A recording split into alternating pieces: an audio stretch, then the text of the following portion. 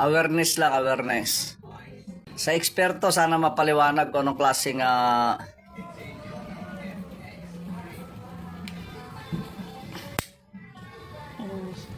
kung ano yung ginagawa ng candy na to. Mukhang hindi maganda sa amoy guma. Amoy guma, mabaho.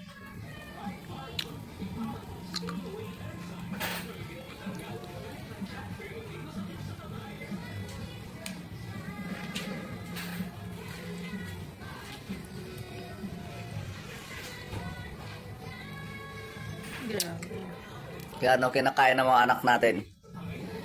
Di ko maintindihan kung kandila o guma. Sa mga nakakaalam lang, ano to, awareness lang. Di ko rin alam kung anong ginagamit nila dito. Kasi nalalasahan ko mukhang guma. Kaya ang ginagawa ko, sinindihan ko siya. Guma or kandila, etc.